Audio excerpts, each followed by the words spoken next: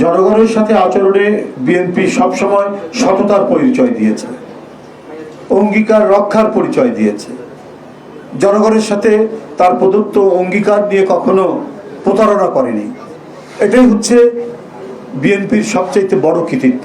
এবং এই জন্যই ভয়ঙ্কর নিপীড়ন, নির্যাতন, ফ্যাসিবাদী অত্যাচারের মুখেও বিএনপির একটা ন্যূনতম তারা ক্ষতি করতে পারেনি, বিএনপিকে পর্যুদস্ত করতে পারেনি, বিএনপিকে কোনোভাবেই আত্মসমর্পণ করতে পারেনি তারা।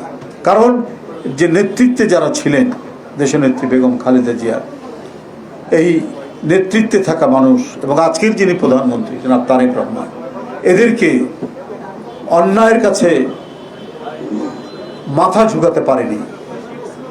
আর এই গৌরবটাই অর্জন করেছে বিএনপি বলেই আজকে একটি জনপ্রিয় রাজনৈতিক দলে পরিণত হয়েছে। কি অভ্যন্তরীণ নীতিতে বলুন, কি পররাষ্ট্র নীতিতে বলুন, প্রত্যেকটি ক্ষেত্রেই বিএনপি এক অসাধারণ জাতীয়তাবাদী দেশপ্রেমিকের ভূমিকা পালন করেছে।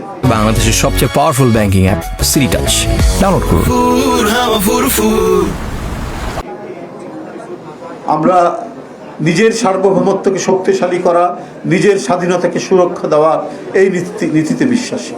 আমরা অন্য কোনো দেশ প্রধানত হোক, অন্য কোনো দেশের স্বাধীনতাকেও আমরা সম্মান করি, শ্রদ্ধা করি, তেমনি আমরা চাই আমাদের স্বাধীনতা সার্বভৌমত্বকেও অন্য দেশ সম্মান দিক, রেসপেক্ট দিক।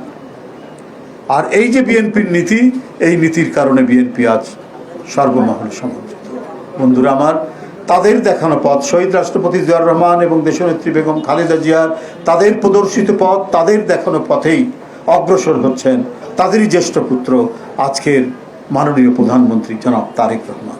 নির্বাচনের আগের তার যে অঙ্গীকার, তার প্রদত্ত ওয়াদা, তিনি এখন বাস্তবায়ন করছেন নানাভাবে। তা এই সরকারের নানা কর্মসূচির মধ্যে দিয়ে যেসব কথাগুলো বলেছেন, সে রিনিউয়েবল যে জ্বালানি হতে পারে, আপনার ক্লাইমেট চেঞ্জের মোকাবেলা করার ক্ষেত্র হতে পারে, 25 কোটি বৃক্ষরোপণের বিষয় হতে পারে, খাল কাটার যে কর্মসূচি নিয়েছেন সেটি, প্রত্যেকটি ক্ষেত্রেই তিনি ক্ষমতায় আসীন হওয়ার পর থেকেই কর্মসূচি বাস্তবায়ন করছেন। কোথাও কোনো ধরনের ত্রুটি তিনি করেননি। সারা দেশব্যাপী এক